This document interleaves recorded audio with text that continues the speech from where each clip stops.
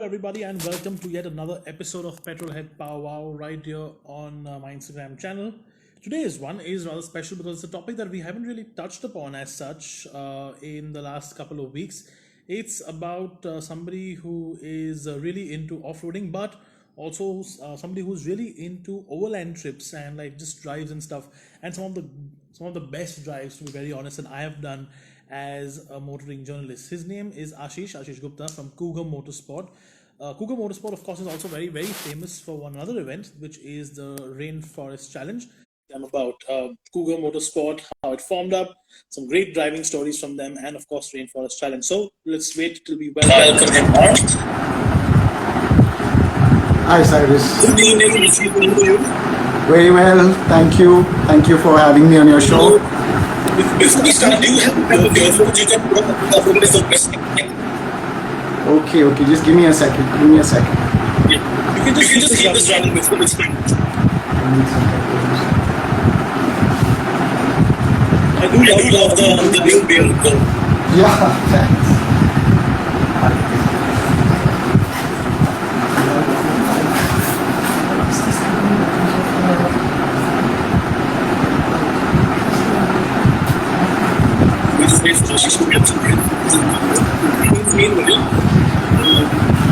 Essentially, I had asked you for 2 years ago, but great just as soon as I'm not really mistake.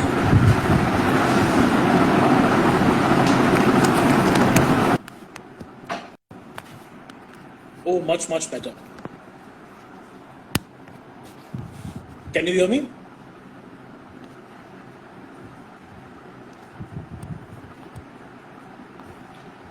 Okay. Can you hear me at all? Yeah, I can hear you perfectly. Can you? Yes, I can, yeah. Okay.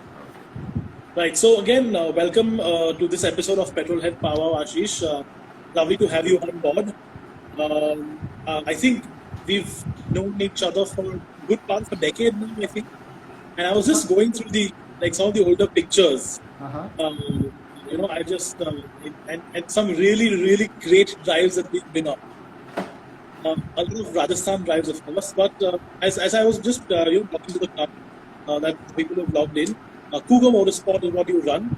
So it's Cougar Motorsports has now been 2009, so well over 10 years it's been functioning. Do you want to just introduce yourself to the other people watching? Sure. Thank you for inviting me today. I started Cougar Motorsport in 2009. It was more of a passion that I wanted to follow full time, not really a business. Prior to that, I used to work as a banker. I qualified as a CA, worked as an investment banker with ABN AMRO, which became RBS later, etc. Did a bit of rallying and stuff. And then finally started Cougar Motorsport in 2009. Initially, we did some of our own overlanding trips, the Desert Dash, the Himalayan Dash, and so on. And then started working with automobile manufacturers to execute their trips, and then got involved with IFC. Yeah, so that's it. So the first drive we did was 2013 with probably no, was it before that? It was 2012 with Tata Motors, Yes. where we went down south with the Tata Arias, if you remember that. Yes. And we took the cars from Bombay and we drove all the way down to Joke Falls. Yes. So that was the West Coast drive. We went down and Bombay to Goa, and then from Goa we went to Mangalore, and then we gone to Kurk, and then we went to Joke Falls. Yeah, so that was the first time we met, I think. Yeah, that was the very first time we met. And I still remember a few anecdotes from those drives. It was in, what's the naval station?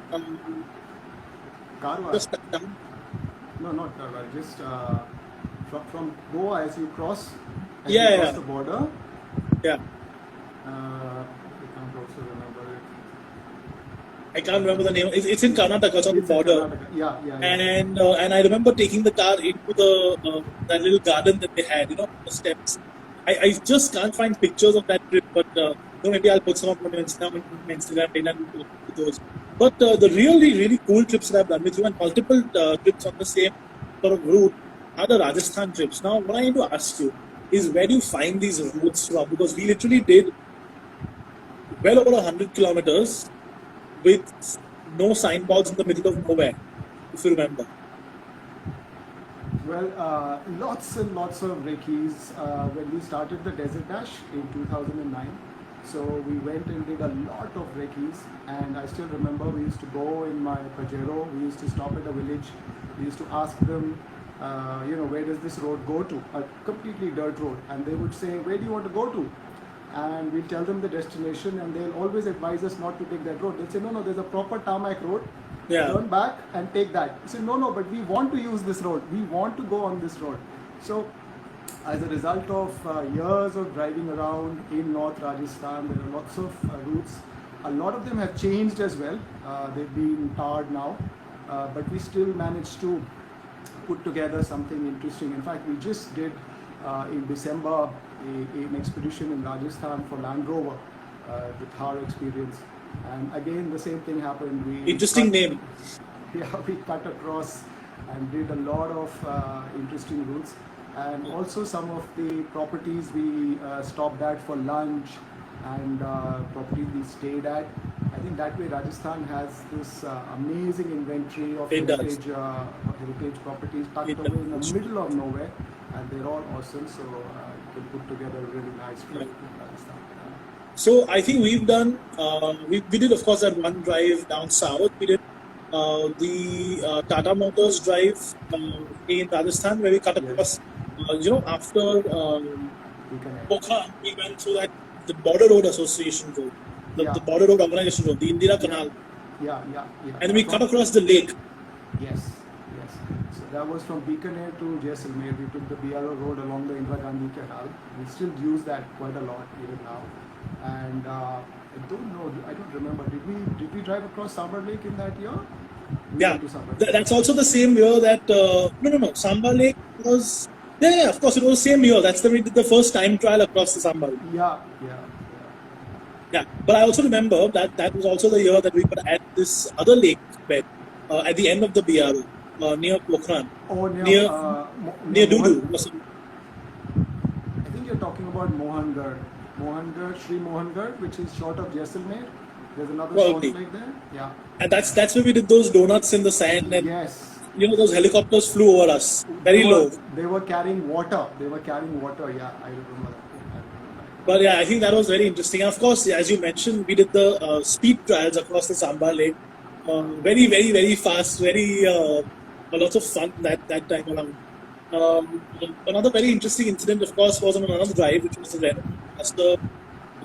a special edition, adventure edition or something. Again, Odyssey, similar route. Desert Odyssey.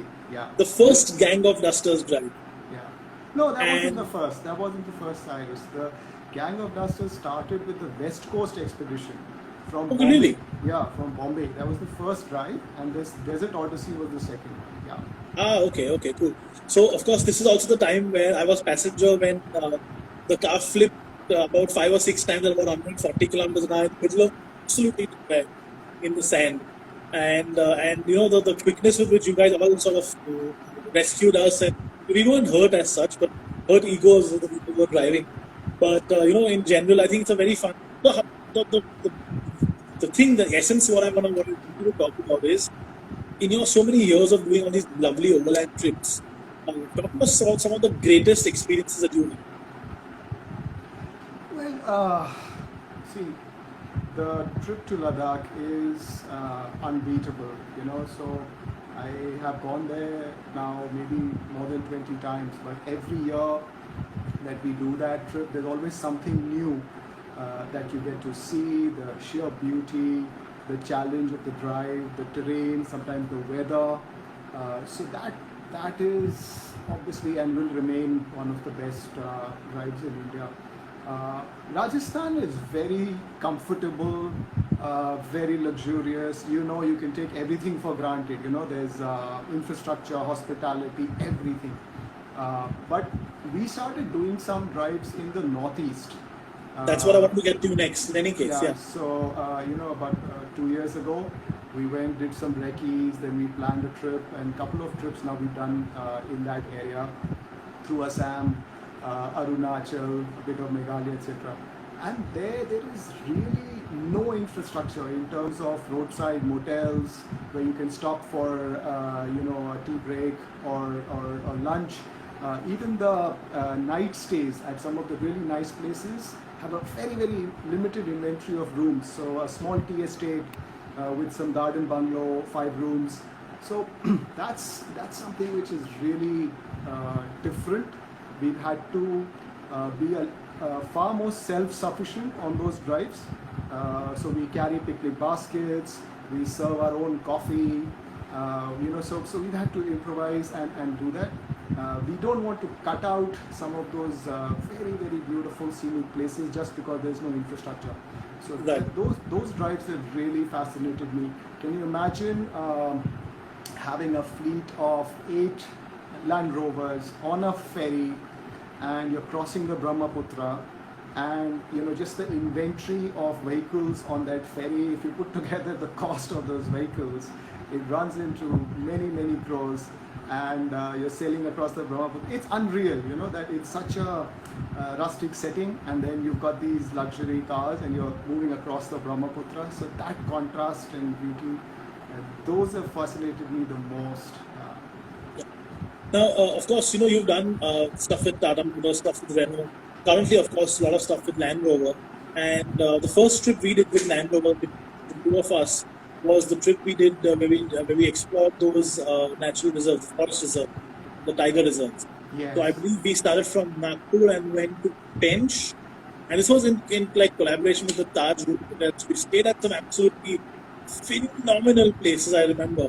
Like the Pench hotel was nice, but the Kanha hotel, Banjar Tola, I still remember. It's definitely, in my opinion, the best hotel in this country. I would even rate it higher than like the Lake Palace and all that over there, in my opinion.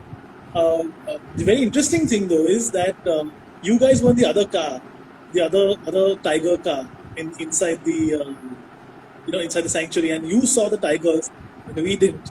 But another trip is still pending. But we also had some lovely experiences because we had, remember, we went up on the, and I really wish we had pictures of that to show. This Android app doesn't let me do it. But we went up on that bank, on the dam, Yeah. and we lined the cars there. In terms of like Central India, are there any still lovely unexplored spots? Because we really went through some completely unexplored territory also. So we've done that trip many times after that.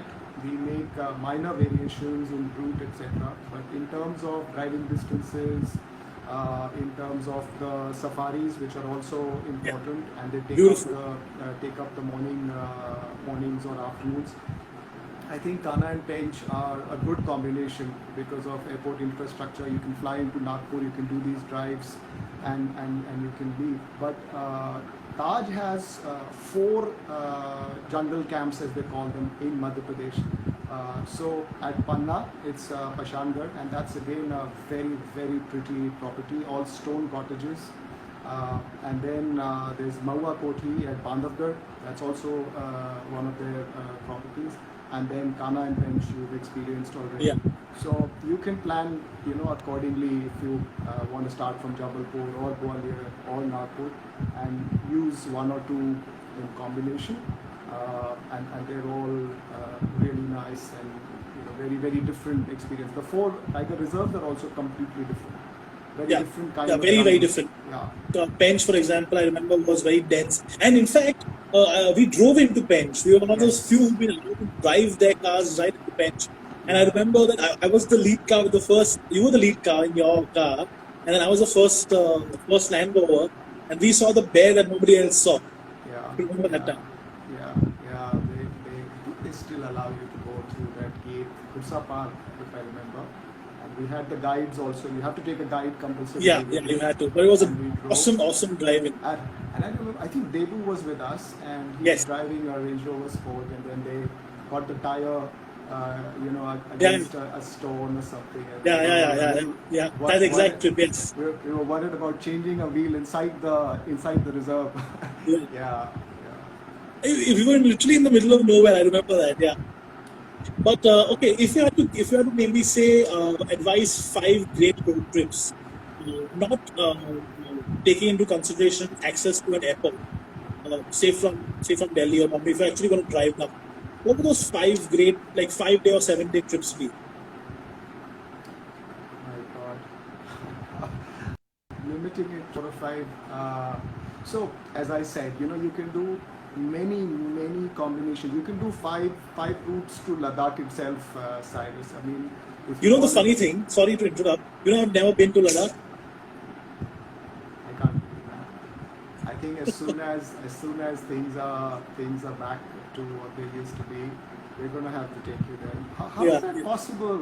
How I is don't that know. It's one of possible? those strange things. You The are million. I mean, most of the other auto journalists have been there a billion times, right?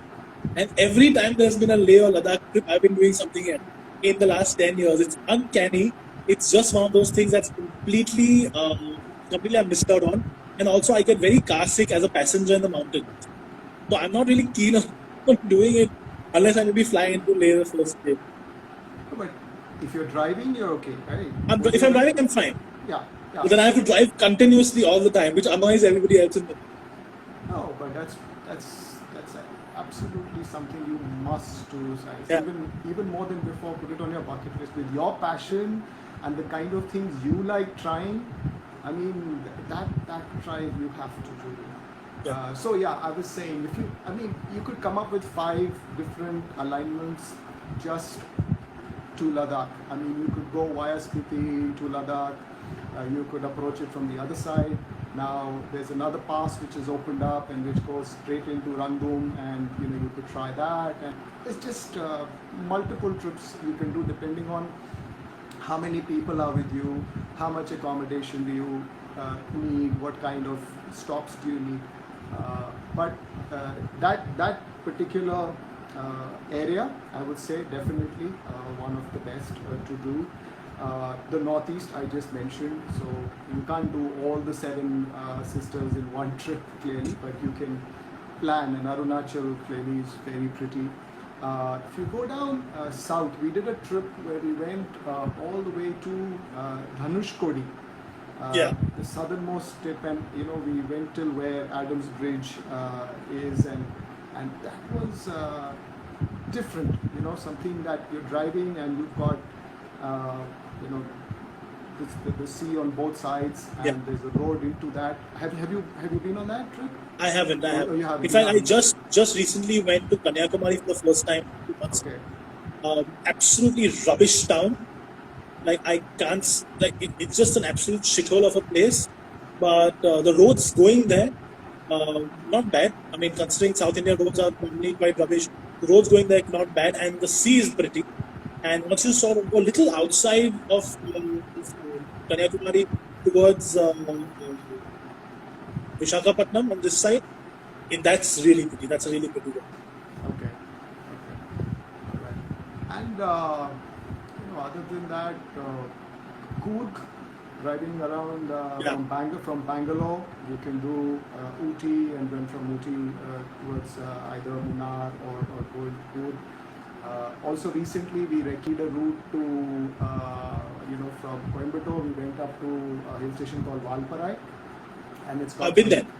it's got you went through those multiple switch hairpin bends and some 30 Yeah. odd hairpin bends. Beautiful Yeah. road, and a beautiful little town, tea gardens, and Yeah. Yeah.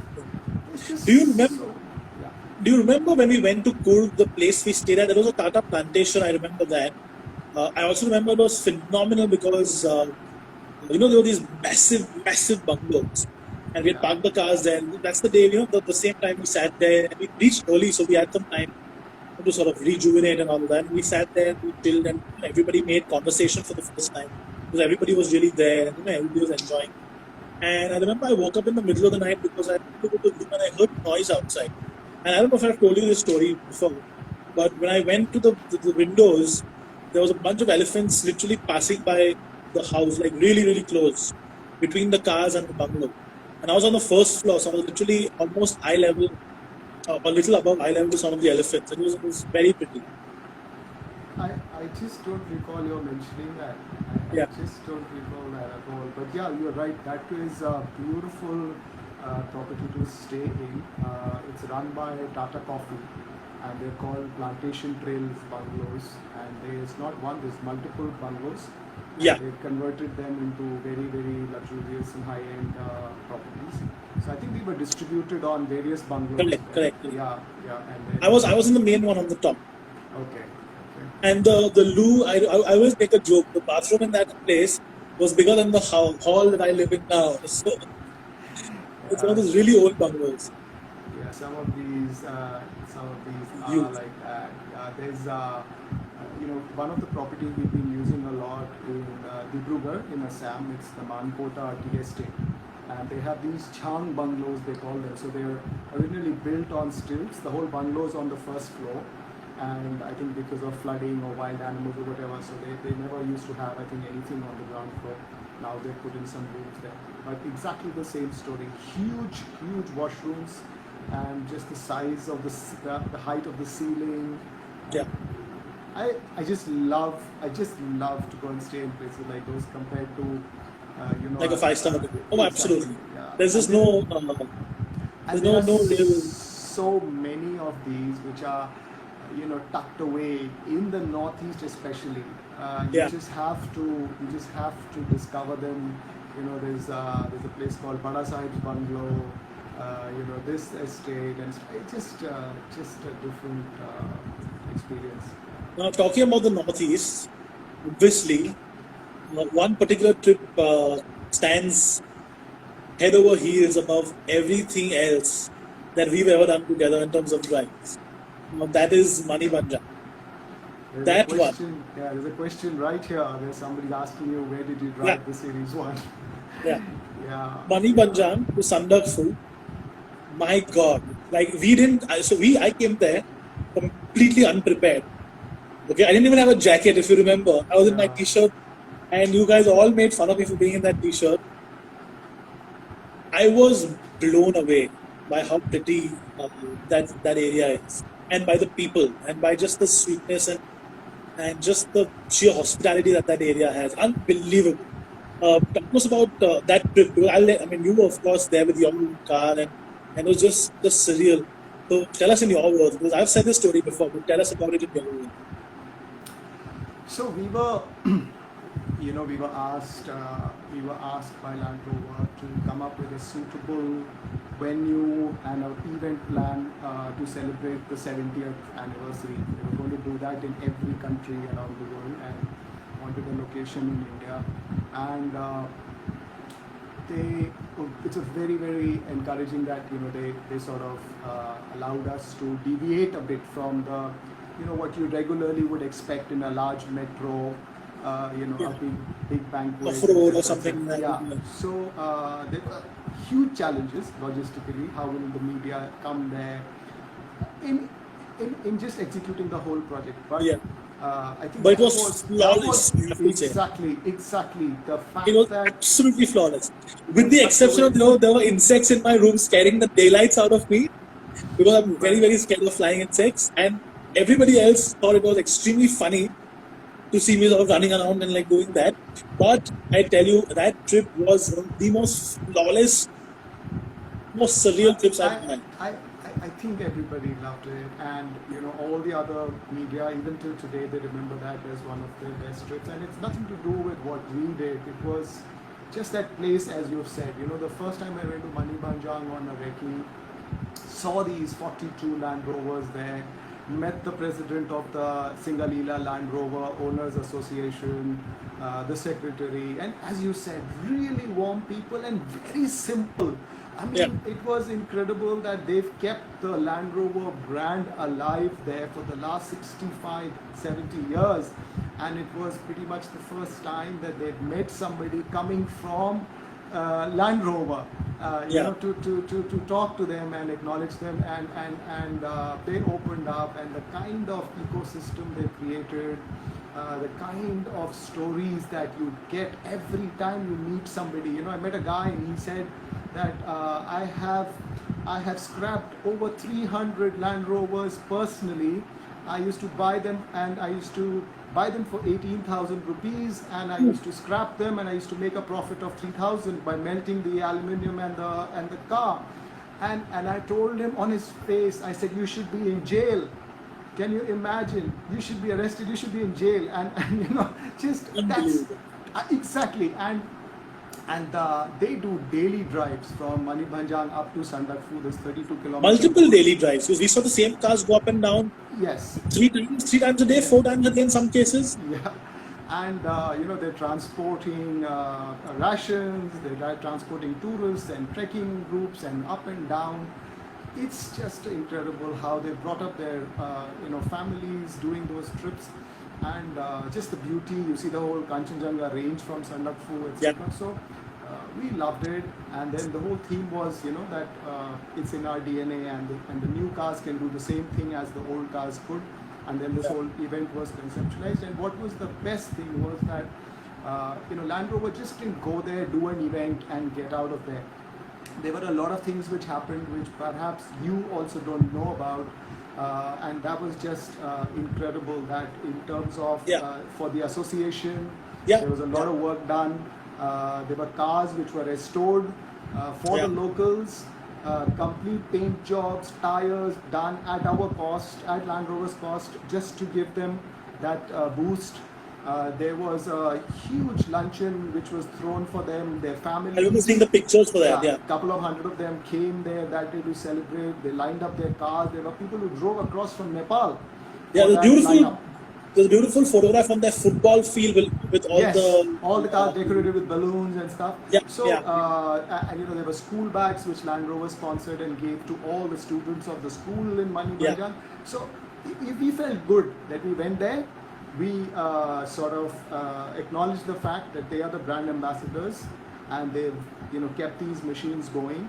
And even till today, Chandan, the secretary of the association, he was in Delhi with his wife. We met for a coffee.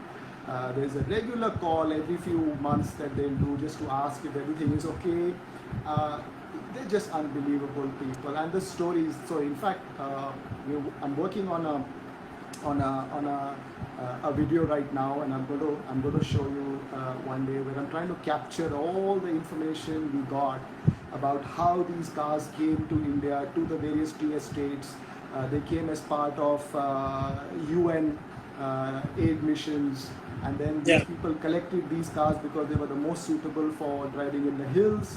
And then the petrol prices went through the roof, so they scrapped them, or they retrofitted diesel engines in a lot of those cars. So the whole. But we drove on petrol cars. We drove the original petrol cars, and I just was so fascinated with it, Cyrus. That I ended up getting one home, as you know, and Yeah. we restored her. I have a picture of that as well. Yeah, Which is that's doing a story on that, just how it. Yes, that's Jolene, and Yeah. she's standing right down where Yeah. I am right now, just below the block. So we started once again. The two cars that I drove that day, both of them are in this frame. I can actually show this picture. Again, normally I would show the picture right next to my face, but the Android app doesn't let me do it for some Right. reason. No, So I'm just going to hold it up on my phone. So I Yeah. drove the new Discovery, which was Yeah. a new car at the time, and then I drove that green Series 1, and I drove the Series 1 down, and he said, everybody said, you can drive a kilometer or something like that. And I spoke to the guy, and he said, have you, in whatever, little, there was obviously a language barrier, but I spoke to him. And he said, do you want to drive it a little bit more? I said, yes, of course I want to drive it a little bit more. So he said, okay, drive. You've clearly driven something old before, to drive. So I ended up driving a good half the route down. And I ended up losing the guys in the Discovery who were trailing us. So we were going down fast because he said, if you can manage it, go for it. And the fact that you got somebody, this bald, bearded, fat bugger from Bombay who's come in the middle of nowhere to drive your Pride and Joy, and the guy has trusted me to do it. And I had this massive smile on my face. This is still one of my favorite pictures of me driving any car. Yeah. So, Yeah. I mean, I really have to give it up to you guys. It's an absolutely lovely So experience. I'll tell you a small story about this car.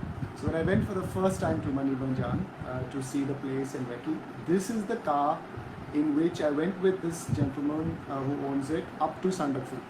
Right. And the car was in, really bad condition. But I had insisted that I want a petrol car, so I was assigned this car, and we went up in this one. And this gentleman doesn't really speak Hindi, and it's very difficult to communicate with him. Only sign language. He's always smiling. And Yeah. I have videos of him driving the car up when I'm sitting next to him, and his feet barely touched the floor. He's a pretty short Yeah. guy. Very And he- cute old yeah, gentleman. Yeah, and the way he would keep going and steering on those turns, and then it was raining and his wipers weren't working, so he's clearing the windscreen. He's Yeah. driving, he's shifting gears, and you know what he would do on the return trip, on the downhill, he would switch the car off to save fuel. And he's in neutral, and purely on instinct and brakes, he would keep driving. Yeah, And yeah. whenever he wanted the motor back, he would just slip it into gear, leave the clutch, and it would start And again, and then start he would drive a again. bit. And it all didn't sink in until I started driving the Series 1, which we got from there. And then I Yeah. realized what a handful it is. The steering you're trying to control all the time, the car's going left and right. You've got to be double clutch, to engage the gear, and just the way these guys run it. So this car, which you have photos of, is one of the cars which Land Rover agreed, and we got the entire car painted for Repaint. him. Yeah. We gave him a brand new set of tires. We got his interiors done for him, all as a gift for going there. And he loves the car so much. He's never going to sell it. And he says, in his own words, कि ये राजा चढ़ा car है. This was the car which the king of Nepal used to use, and it's the king's car, and I'm never going to sell it. It's lucky for Yeah. me. The other rare car that is there, I have a picture of it somewhere, is the lightweight. Lightweight, yeah. Now, the lightweight, not many people know of, including me. I didn't know of the existence of the lightweight till I saw the car and I, spoke to you guys about it. And that's the lightweight. Now, this is not a modification. This is a factory specification car. And what a fascinating story, because I've never seen a light outside of this place. And we saw two here, not one. So I think that's the only two in the country, maybe. Well, I spoke to Alan, and he said even he doesn't have it. So, Yeah. So there's two in the picture. The one which is facing the other way, the one which is nicely restored, Samantha's car, which she was driving. yeah. I recently exchanged a lot of messages with a gentleman called Kendall, and he told me the whole story of this car. And it was a car with a British Army regiment in Nepal, in a place called Dharan. And it used to drive, the British Army used to drive it into Darjeeling to pick up meat rations for their unit. And all these Land Rover taxi guys and the associates, they used to look at this car and they used to admire it because it used to be so different, and it was green, and it was very, very nice, and they all wanted it. And then there were three of them in Dharan, and all three were auctioned. And so Kendon went to Dharan and he bought the car for his uncle, and he brought it, and his uncle wanted a light colored car, so it had to be painted that way. It was a 24 volt electrical system which they converted back to 12 volts. 12 volt. And it had a Solix carburetor which used to give an average of about 4 kilometers to a liter. So they retrofitted an Ambassador carb, which it runs to now. So that's the history of this car. One of them got lost, he said, and one was scrapped for parts.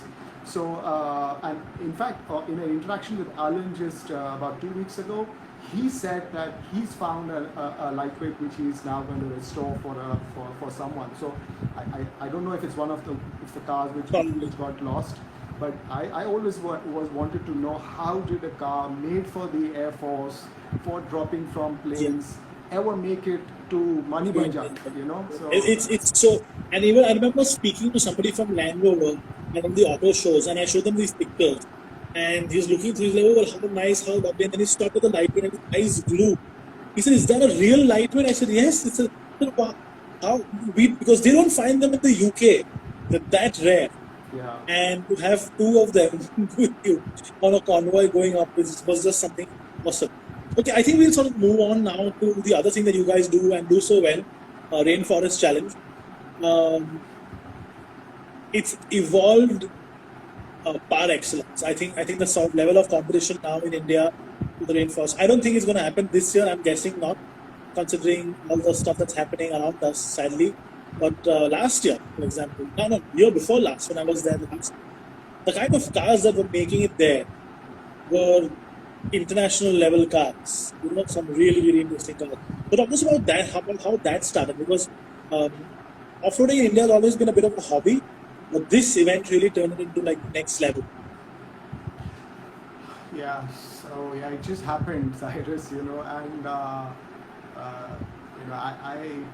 I wanted to see all the large, big, off-road or motorsport events around the world, and I have a long list of which ones I still want to go for. I ended up in Malaysia, for the RFC as an official. Went around for a week camping, living in the plantations, and it was the muckiest experience ever. I don't remember so much of mud and slushing, and leeches, and Yeah, it was just crazy. And I saw the madness, and I'd never seen anything like that before. And so we were sitting in a campsite towards the end, and Louis was there, who's the founder of Rainforest Challenge. And I just asked him, I said, Louis, why have you not started this in India? I mean, you're doing it in Thailand and China and all over the world, in Italy and Sri Lanka, and how come not India? So he says, you want to do it? And I said, no, I don't think so. There's no way this is going to work in India. We don't have the cars, we don't have all these parts. We can't modify them to this level, and it's like telling people in school or in kindergarten that you've got to suddenly give an exam, a college board exam. exam. So I don't think it will work. And I came back, but he's a smart businessman, and he followed it up, couple of meals and stuff, And I think this whole journey in Cougar has been just gut feel and passion, right? So we just said, okay, what the heck, let's try it. And so we signed up with him for 3 years. This was in 2014 January. Yeah, I remember coming for Announced the first one. announced the event, and we had no idea how to make it work, who and how to get people to participate. And wherever we would go, we went on a road show. We went around India meeting off-roaders, off-roading clubs, and they would only ask the same question: where are we going to get the winches from? Where are we going to get those kind of suspensions from? Have you seen the videos? Have you seen Malaysia? That was the benchmark. But it just happened. I don't know how it happened. We had 24 teams on the starting line that year in July. They did the best they could with their cars. Force Motors, of course, came with a brilliant show with those 3 monster Gurkhas, Yeah, modified beautifully. The Malaysian drivers came and showed us how how the coordination and stuff works. And since then, it's just built on and on. It's got their fancy, and India's most evolved off-roaders, they just love to be there. I think more than the competition, what is amazing for us is that they say this is the 1 week in a year that we look forward to. We are usually so busy in our regular lives, but that yeah. 1 week we can live for ourselves. The jungle, the rain, the slush, just driving and passion and challenge and stress. So it's become like that. Very happy. And the cars, you're absolutely right. The kind of modification they're doing. In fact, if we let them run free, I don't know what they'll end up making. They'll make buggy, complete space train buggies and come, but we've got a lot of controls. We still want the cars to be safe and to be of a certain standard. So Yeah. they're doing some But incredible stuff. very mixed bag of cars that actually come there, because I remember 2018, that was the last year I didn't come last year. 2018, you had a couple of drivers who were running lightly modified older Jeeps, and then you had a couple of people who were running very, very extreme gypsies that didn't even look like gypsies anymore. And some of them, both of the cars were doing the same thing in some cases. You also had the crazier guys doing like the Land Cruisers and the V8 swap stuff and all that. didn't really do much, but yeah, some of the cars were really, really highly tuned. It's like a big boy's toy. Yeah. So Yeah, they love to keep on trying new things, and it's a cycle. They started with small like gypsy engine 1.3 or a Baleno engine 2 at the most. They went all the way to V8s. A lot of them are coming back to the light 1.6 setup. So uh, it's a hardware and a software situation, and a lot of them actually work on the software, which is their driving skills, their yeah, navigator coordination yeah. skills. Coordination. I was Yeah, genuinely surprised with and that. yeah, and the whole game is not about how fast you can do a particular special stage. Is how many penalties do you incur. I mean, if you can minimize your penalties over the 7 days, you can be a slow driver. You can still win. But then they don't get that. Sometimes it's just the adrenaline flowing, and they Yeah, just go flying through, and they'll break three pegs, and it comes to nothing. So yeah, some focus on the software, and some want the best of the hardware every year. Whatever they see in another car this year, they want to go back and have that in their car next year.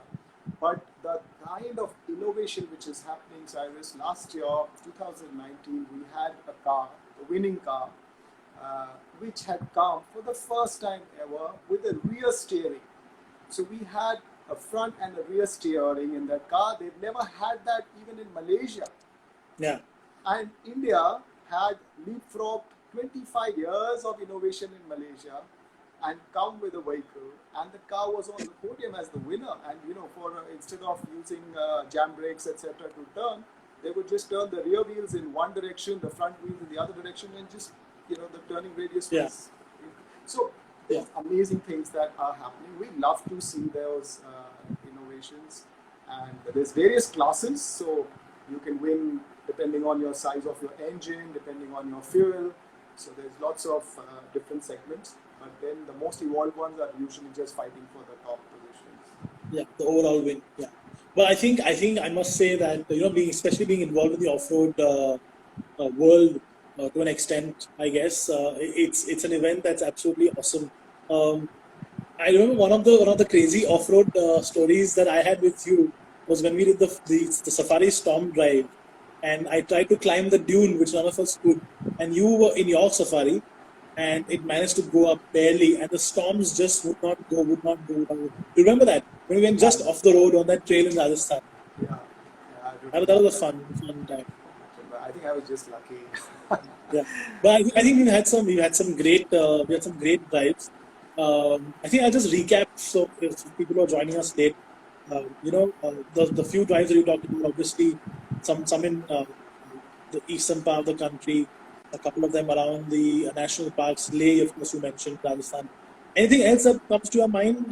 Maybe closer to, Well, say, I think for whatever it's worth, and you asked me about India specifically, but I would say that I really love driving.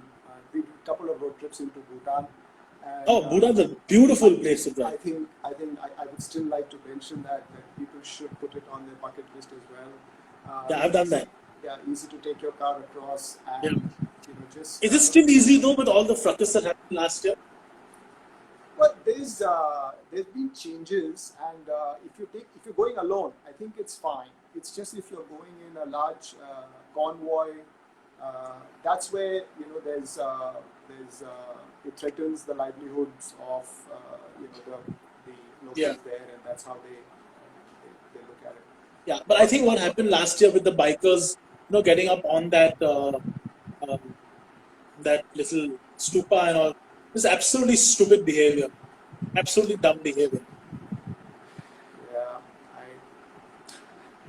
I don't want to comment on things of that kind, Cyrus. I don't know. Yeah, we do tend to, uh, we're very bad at following protocols and Yeah, yeah. rules, and Rules and stuff. Yeah, it's amazing. Actually, that's one of the reasons I would say that everybody should drive into Bhutan once, is because of the stark, difference that you see. There's no red light. The only red light I have seen is in Thimphu, and there's no red light anywhere in the whole country, and the traffic, there's no chaos. There's nobody honks, and The thing I know, I remember very, very important with literally they trying to do something with it. They said, maybe they can consider it go something. And the day before we decided instead of going, let's just enter, let's just go to the state. The day of the day it was genuinely and we make it to be some of the driving in the road with one person meeting. Cyrus, a lot of what you said broke up. There was some, I mean, I think your viewers also cannot, yeah. So I'll repeat. Basically, what I was saying, Perfect. what I was saying was, is it better now? Perfect. Yeah. So what I was saying was, Bhutan was a beautiful place. I went there on a very impromptu trip with my couple of my very close friends, and we decided to just literally go to Bhutan. We actually booked tickets a day before we left, and we didn't know much. We just literally read about whatever I could on the way to the airport, and booked the hotels on the way to the airport, and we stayed there. Beautiful place, awesome city, awesome food, great people, and we saw the king jogging on the road with like one guard behind him on a bicycle. And like I asked like the local person who we were with there if this was normal. He says, yeah, we see him every day. It's nothing new. So I think it's and the roads there, my God, the beautiful roads. And they're all made by BRO.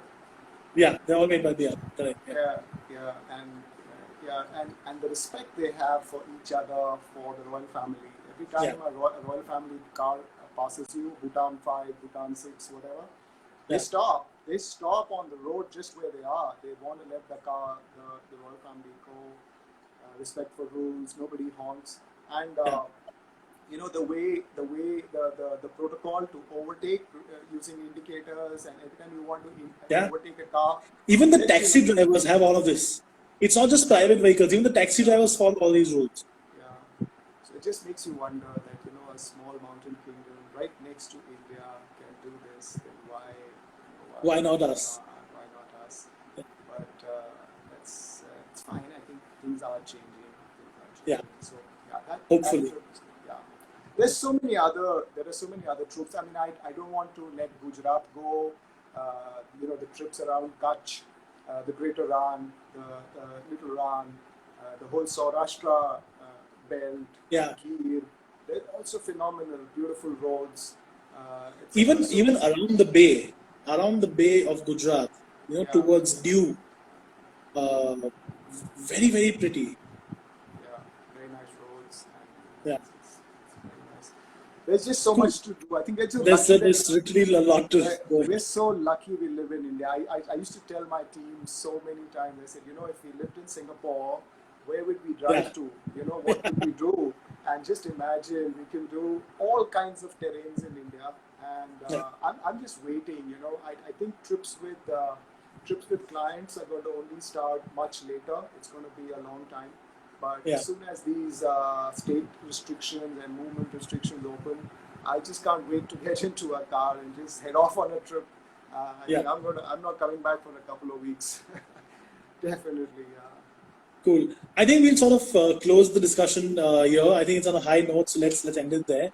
Thank you so much. I've had some absolutely memorable, lovely drives with you across the length and breadth of this country. I hope we have some more because it's been a while. The last one was a few years ago now, so we definitely need to do one. Again, thank you again so much for joining me, taking the time, and always a pleasure. And here's to more trips with you.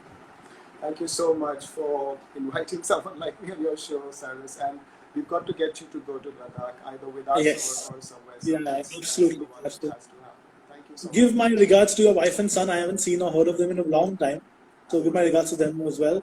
And I'll see you soon. Yeah. Bye-bye. Thank you so much. Right, so a lot of memories that came sort of crashing back. There have been some genuinely awesome drives that we auto journalists get to do. And it's people like Ashish who really facilitate these drives. Some of them were absolutely awesome. I'll put up a couple of pictures of the Manibanjang, the Land Rover trip that I'm talking about. It's one of the greatest couple of days I've had as a motoring journalist. One of the most memorable drives I've had as a motoring journalist as well. I'll also try and get up sort of the older pictures I've had from like the trips to Rajasthan, where, for example, we did donuts on this dry lake bed in the safari, and this army helicopter sort of flew a little low, wondering what we were up to, and then went back. This is a great story. One of those lovely memories that have stayed past. Stayed sort of hidden, in the corner of my head, and it all came back rushing now, of course. And some just generally some lovely, lovely trips that I've had with Cougar Motorsport, and the kind of tie-ups that they do with a lot of people. I think we'll sort of end it there. Thank you so much for coming on board and watching the show today. It's a little late in the evening, later than we normally do, so we've got a little less in terms of the number of people who've joined us. But thank you so much for coming and watching us. And Dushyant, I know what you're talking about. We'll try and get one of those Land Rovers to Bombay. I would love to have one in my collection, and they're not they're not absurdly expensive. So maybe 2 or 3 years down the line we can think about something like that. Anyways, I want to end it here today. Thank you again so much for everybody who logged in and saw the episode today of Petrolhead Pow Wow. Always grateful for you guys for coming and joining us. Thank you so much.